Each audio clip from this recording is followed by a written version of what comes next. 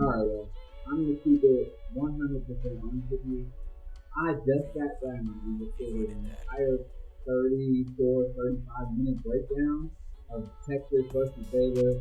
Talking about how Texas went in, Cleveland playing stadium, opening the Big 12. Smacked Baylor around, slapped them out of the Big 12 on the way out, our final year in this historic rivalry, never to be played again, yada, yada, yada. Look, man, I was in a whole groove. 30 minutes of just straight banger after banger after banger, line after line of great call and great analysis. It was all awesome. It was incredible. 30 minutes of just incredible content. All to realize I mini screened myself in the corner of the video and there was just no saving it. So here I am again, and we sit down and we review Baylor and Texas again. Only this time, I think I'm going to keep it a little bit short and sweet because at the end of the day, we saw the game. We understand the outcome. We know what happened. 38-6. It was a complete ass whooping. Baylor doesn't have the talent, doesn't have the skill set, doesn't have the coaching, doesn't have the personnel to match up with Texas, and that showed. Texas's front seven, defense, Byron Murphy, Jalen Ford, absolutely incredible. T'Vondre Sweat, 60 yards rushing allowed in that game, 1.9 yards per carry.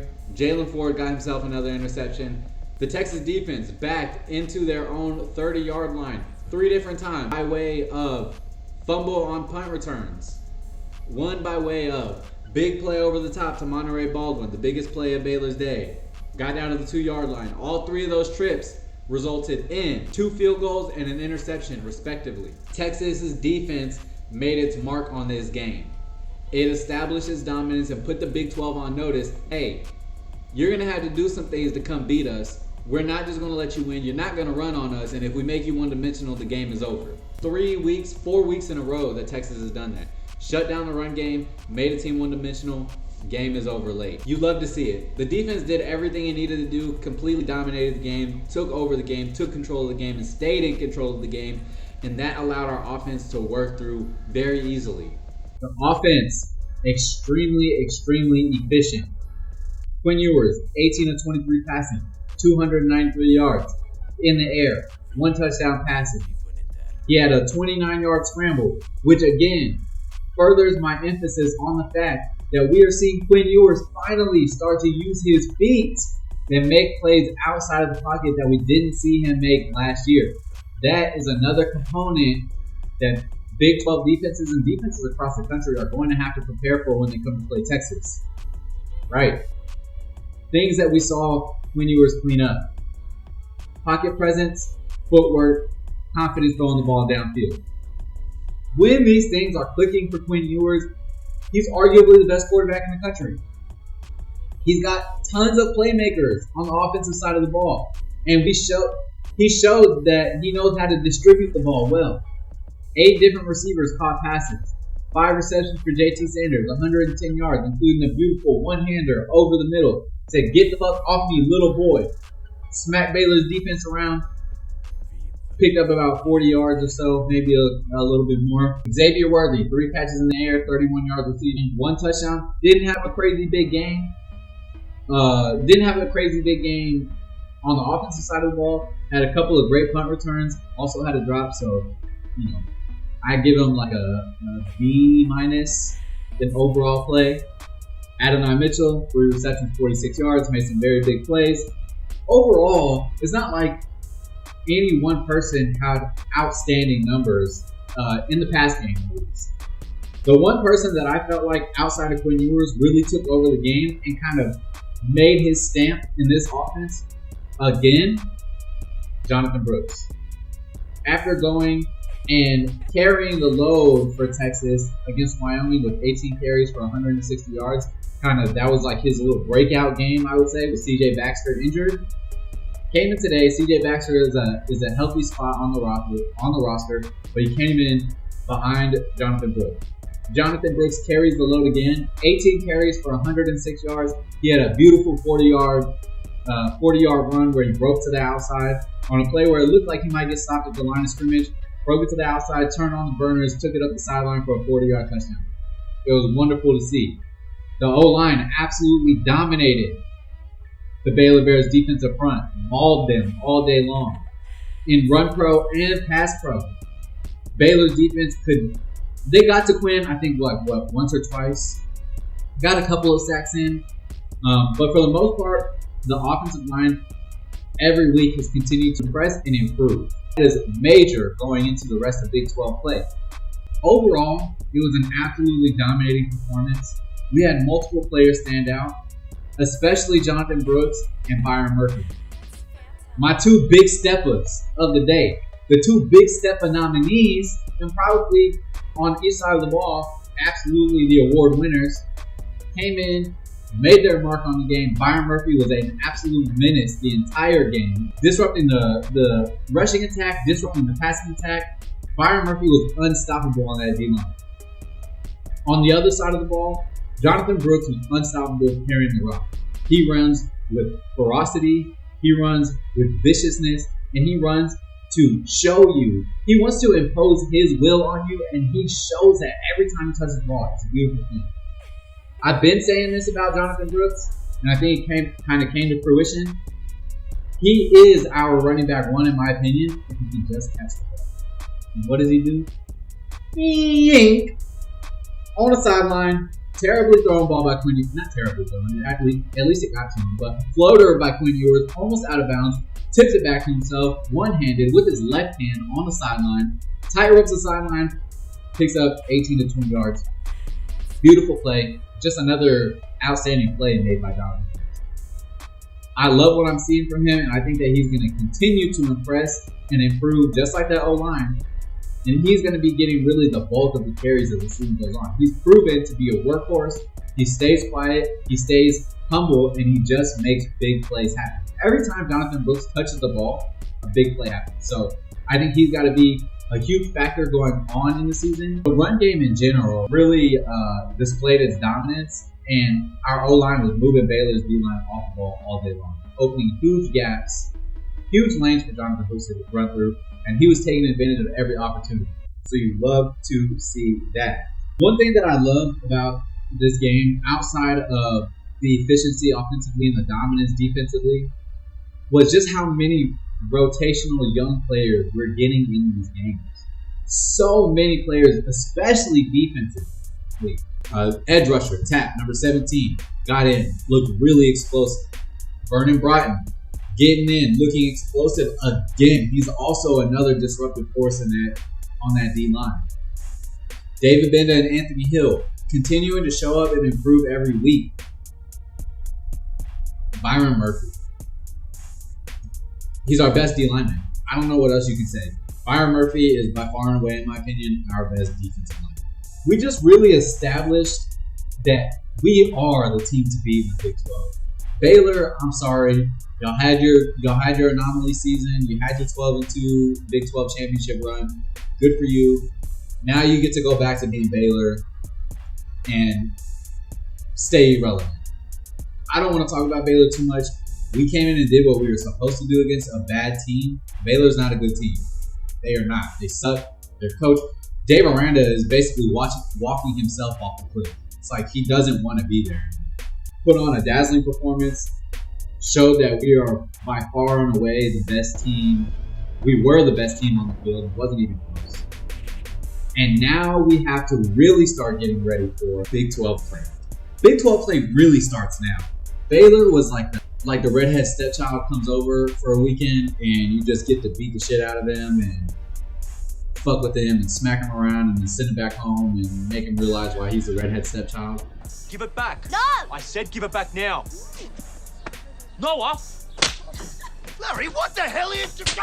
Larry! Larry, you can't just... Oh, Larry! Oh, are you alright? How did... Larry!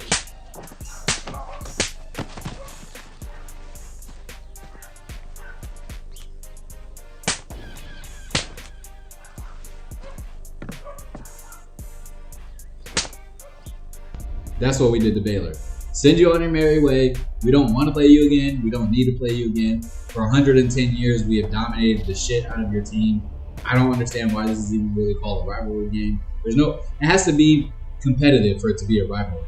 But I digress. Moving forward, we have got to prepare for The Kansas Jayhawks and Oklahoma Sooners are the next 2 games coming up, and each game is going to be equally pivotal to this season. We are finally going to play a team that has some explosiveness on offense.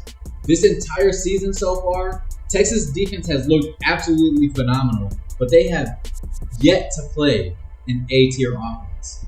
That includes Bama, that definitely includes Wyoming and Rice. All 3 of those offenses are bottom feeders to very low ceiling period performing. You don't expect any 3 of those teams to just beat everybody offensively, period. Baylor is and was absolutely atrociously terrible. Kansas is not. They have big time playmakers. Jalen Daniels and the running back, number 4, Neal. They are some real playmakers. Jalen Daniels is a true dual threat quarterback. Not only, I think when people hear dual threat, they're like, oh, another running quarterback that we're going to have to prepare for. No, it is not that simple. Jalen Daniels can make big time throws with his arm. If Jalen Daniels were anywhere else in the country right now, he'd be. Jalen Daniels could go to Alabama today, and he would start over Jalen Mills. 100%. It's a guarantee. It is a guarantee. The kid is actually a really good athlete. He's a great player. He's cerebral. He knows how to make big plays, and he knows how to put his offense in position to make big plays. With that being said, Luke Leipold is also a magician when it comes to scheming his offense, right? Just like Sark. One thing that we've seen throughout the last 4 weeks with Sarkisian is that Texas is extremely multiple, very diverse. We can beat you with tons of different personnel packages. We can have 6, 7, 8 different personnel packages on the field, and you're going to have to learn how to defend every single one of them or die a slow death, because we are effective in every personnel package we put on the field. Coach Leipold, very similar in how he designs his offense. Very similar, very multiple. They come out in tons of different formations. There's a lot of motions, a lot of orbits, a lot of pulling, a lot of crackbacks. It's like a melting pot of all of the best plays and formations that Luke Leipold has seen over the course of his coaching tenure. And he's just collected them and put them all into one offense, and they run it pretty damn well. Not gonna lie. Defensively, they've also got some playmakers. Now, I think where this game is really going to start to kind of separate itself, much like the rest of the season will happen, is in the trenches. I think our front 7 defensively is the best in the Big 12, if not top 3 in the country. And then our O-line, again, improving every single week and impressing every single week. I don't expect this week to be any different. I expect that we are going to use our size, we're going to use our physicality, and we are going to use just our level of talent to make it very strenuous on Kansas's defense. They're going to have to pile into the box to stop the run. Their D-line is not big enough to just go man up with our O-line and beat us at the point of attack. It's not going to happen. So they're going to have to put 6 and 7 and 8 players in the box. And that's going to leave our receivers on islands. That's going to leave JT Sanders on an island. That's going to leave Gunnar Helm, who is also starting to get some really good rotational play into the offense. Going to leave him in one-on-one matchups. We will have one-on-one matchups everywhere. And if they decide to zone us up, they are going to have to play the run so aggressively that zone coverage is going to leave holes behind the linebackers, where I see Quinn Ewers picking them apart, because that's where he's best at, is intermediate, over the middle of the field and towards the outsides. In the intermediate game, Quinn Ewers is second to none. They are undefeated, 4-0 for the second time in 2 years under Leipold. We are 4-0 going into this game for the first time since 2012.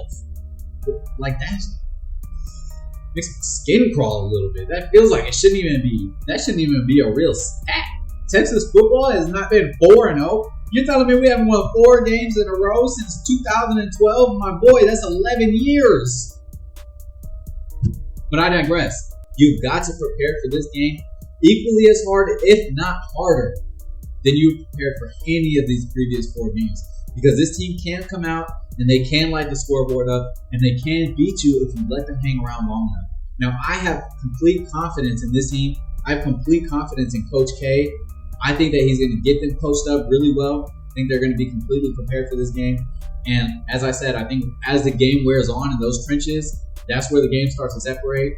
We're going to have to see Kansas' secondary step up and make some big plays in the pass game that I just don't think they're going to be able to do. They have playmakers back there, don't get me wrong. Kobe Bryant and a couple of their other corners and safeties are very good. But that front seven, in my opinion, they just don't have the skill that it takes to compete. And I think we'll start to see that in the second half of the game as it wears on. We've got a big game against Kansas coming up on Saturday. I will be breaking that game down later on in the week, taking a deep dive into their offense, the multiplicity of their offense, and kind of like what they have shown to other teams over the past 4 games, what we saw in Kansas last year against Texas, and see what we can expect from Texas leading up into this game. That will come out later in this week. We have a lot to prepare for, and we'll be getting to that game later on. So yeah, I'm going to go ahead and let you guys get out of here. Do me a favor, if you haven't already, smack that like button, subscribe to the channel if you are new, turn on your notification bells so that way you never miss a video that we have. Tons of content coming up, tons of insight and news that we'll continue to put out every week. Because remember, no matter where you look, there's no better place than Mo Better Sports for your latest football takes. I'm Mr. Mo Better, and I will see y'all later. Peace.